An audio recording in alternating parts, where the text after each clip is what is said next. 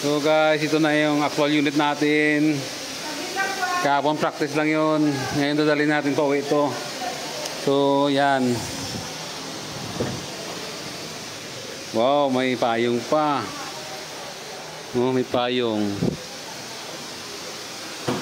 Ayan ma'am. Ay. Ito po yung cellphone ko. Okay.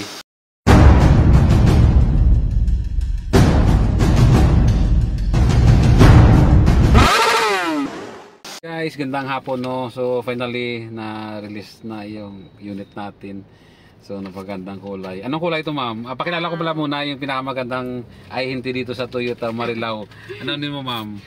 Claire Saicon po. Si Ma'am Claire. Ayun. So yung number ipap-up po dito sa screen para may direct contact kayo sa kanya at sa mabilis na transaction no.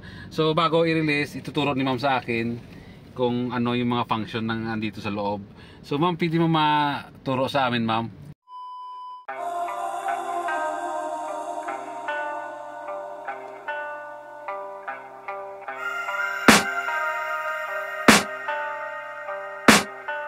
I can hear the demons call when they do what they do.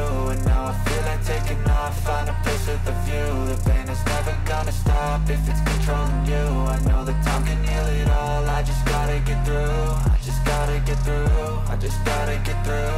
Cause I feel like taking off, find a place with a view. The pain is never gonna stop if it's controlling you. I know that time can heal it all, I just gotta get through. Sometimes I feel like all is lost, but I know it's not true. I wanna put up all my walls cause I'm not in the mood, but then I cut myself off from the rest of the room. I know that time can heal it all if you're patient and soon it can all be worth it, all the searching. Pain is never really permanent, but damn it hurts man. I could feel all of the turbulence and it's concerning. I've been searching for a purpose, I hope it's worth it. This society is really trying me. Ain't no hide and seek, I hide to be far from anxiety. I need my space, I need my privacy. I need some silence, please. You're all too... Yeah, binuksan natin. Yun siya. Right. So, diba ha? Napakaganda no. So, ito sa likod niya. Yan. Ang kagandahan dito guys ay mayroon siyang sofa mode. So, pag binuksan mo to, tapos ang gagawin mo ay marami kang ikakarga, ganoon mo lang yan. So ito malaking space na to no, malaking space na yan para kargahan mo ng mga gamit. Pwede ka maglagay ng washing machine ata dyan. So ito siya no. So, saka dito guys meron siyang ito compartment dito para sa tools yan. So pwede ka pang maglagay ng mga ibang gamit dyan. Yan, ayan, may mga divider dyan. Right. So nasa yun no. Ganda siya. Tapos kung gusto nyo mas lalong maraming ilagay na gamit, ang sa gitna guys pwede nyo to siyang i-fold din. I-fold din natin siya no, para makita nyo. Yan. O diba? Pwede rin ganyan. Yung daanan ng pag dumaan yung passenger mo sa third row papunta rito, yan, i-fold nyo lang siya at dito nadadaan. So pag kalanganin dyan, so abanti natin konti, masyado kasi nakasagad to eh. Yan, yun, di ba? Oh. Okay. So maluwag na yung pagdaan dyan. Pag akyat dito, maluwag na. Yan. Right, so dito naman tayo sa kabila. Yun. Dito sa kabila guys, ayan, may panglinis ako dito. Maglinis kasi ako eh. So ito, i-fold na natin to. Yan. Ano yung tawag ng sofa mode. Yan. Oh, di ba? So yung space niyan ay malaki na para may sa mga karagdagan yung mga bagay. Yan. So atas natin. Oh, di ba? Yan na siya. Oh. Pwede ata try kong pumasok din na, wala kasi akong kasama ngayon kaya medyo ako lang ngayon. So yan, pagpensensyahan nyo yung video ko. Yan. So papasok ako dito. Pwede kang matulog dito eh. O, di ba guys? So, so ito, panluwag oh, sofa mode. Pwede ka matulog dito. Di ba? Napakaluwag. Itong kagandahan nito. Kasi uwi ako ng Negros, no.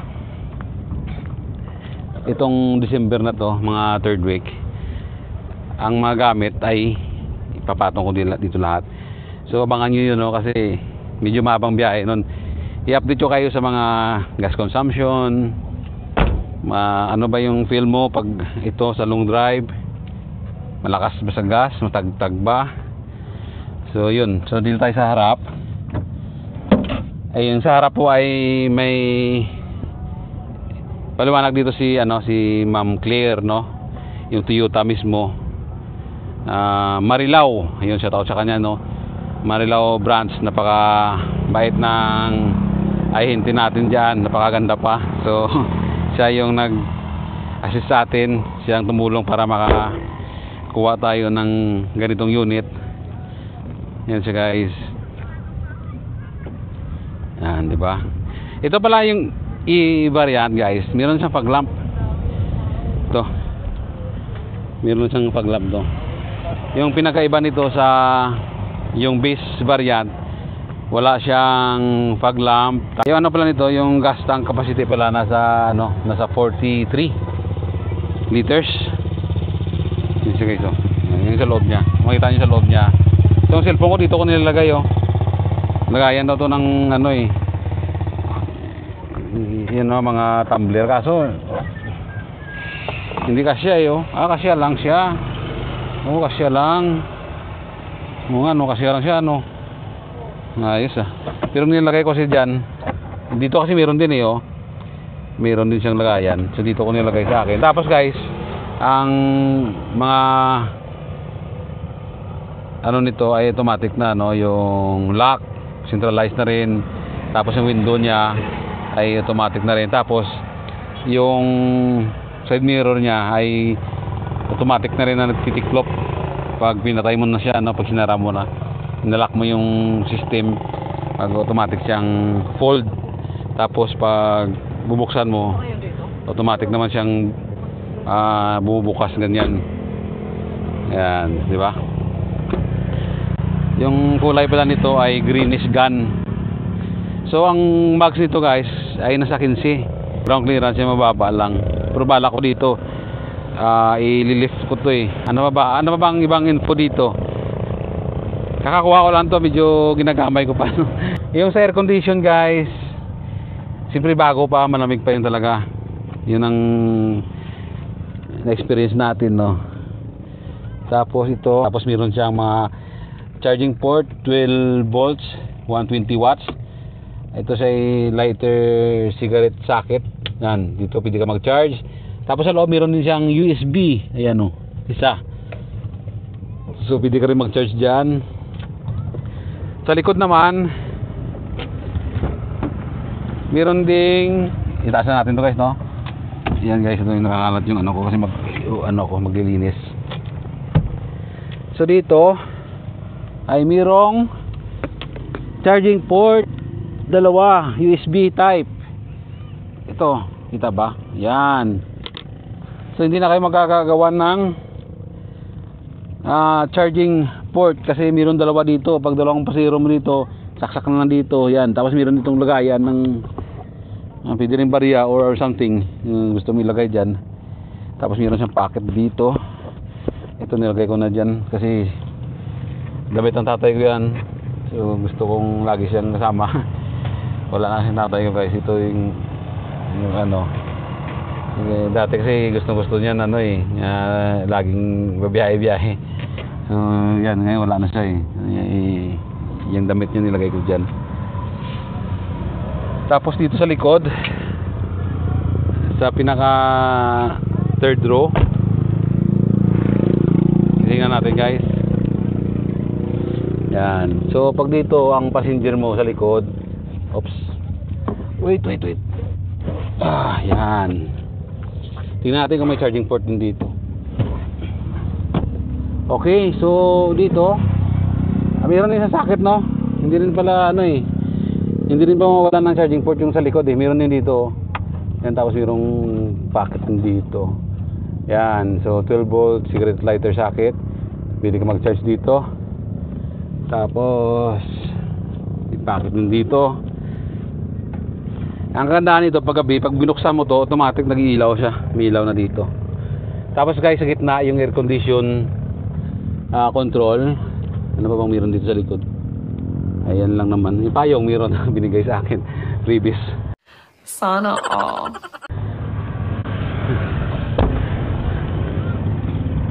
So dito guys. Dito tayo sa likod. So dito guys, meron siyang control sa air condition, no. Ito 1, 2, 3. So ito. Tapos dito meron siyang louver, no. Ito tingin ko ito ay sa gusto mong adjustment ng hangin. Gusto mo para sa iyo lahat pupunta ito. Yan, adjust mo lang. So kung para abot sa dulo, sagad mo siguro. Yan, para yung kasama mo sa likod ay abot doon ng aircon, yung lamig. So mayroon din siyang ano sa gilid. Ayan, no. Nasiswing mo siya manually. Tapos ito, air condition din to eh. Buga rin ito ng hangin. Alright, so dito makita natin yan. Yan lang makita natin hilid. So normal lang naman yan, basic lang. So may lagayan din. Ano pa ba? Ang nireview ko sa inyo ay E-variant, so mid-variant. So sa mga details gustong kumuha, napaka bilis. Ayun, napakadaling kausap na ahente na nakilala ko paggawa kasi marami akong in-applyan, so iba na declined ako, no. Siyempre may mga ibang dahilan din. Dito kay Ma'am Claire, siya po yung nag-assist sa akin. So nakuha natin, talagang tulungan ka talaga niya mula umpisa hanggang matapos talaga yun. I-assist ka talaga niya. Napakasulit talaga ni Ma'am Claire. Ma'am Claire, mabuhay po yung Toyota Marilao Bulacan branch. Ayun. So ano ba ang kulang guys? So pakita ko siguro sa inyo yung ano, no, yung makina. Ito ay 1.3 engine, no, CVT. So nakita nyo guys, sabi ko nga kanina, naked siya, no, naked. No, sa tate Oya. Uya na.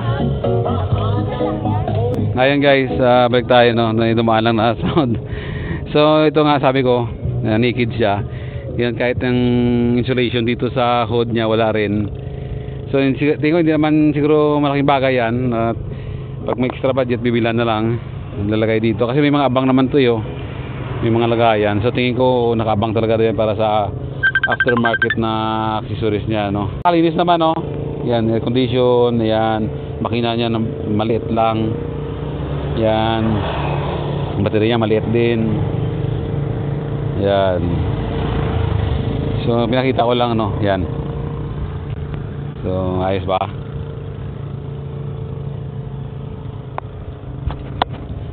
Yan. Guys, pakita ko sa inyo kung gaano kagaling o kalambot yung manibela nito. Kasi ito ay ano siya guys, no? Electronic steering. So napakalambot siya talaga, no? Kahit kalingkingan mo nga pwede mo siya i-maniobra eh. So dito tayo ngayon, no? So nakita niyo yung space na yan, napakaliit. Dito ako magmaniobra ngayon, babalik doon. Kasi pag doon pa ako dadaan, masyadong malayo na. So try kong dito sa ano na yan, no. Ganyan kakitid. Pakita ko sa inyo guys. Alright. So pakita ko sa inyo kung gaano siya kalambot, oh. O kahit kalingkingan lang, oh. O diba, oh. So ano siya, malambot talaga siya, no. So guys, ako lang kasi wala akong kasama kaya maganda sana kung may nagtaga-video sa akin eh. Paunahin mo natin itong tricycle na to para hindi siya magantay, no. So yan. So nakita nyo guys, napakakitid dito guys, no. Susubukan natin dito tayo mag-maniobra. Yan. Hindi naman tayo mag-overshoot dito kasi may harang eh. Yan, di ba nakalambot? So, i-atras natin. Ang kagandahan kasi meron siyang rear camera, no? So, makatras ka. Oh, yan, matunog. Malapit na. Di ba? So, bantili. Drive. Yan. So, wag sana tayo mabangga dyan, no? Atras uli. Yan, sisa na po.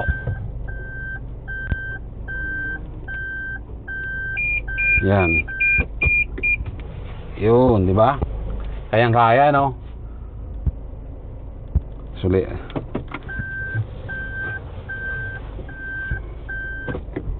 Yan. Alright, sino mo tayo, no?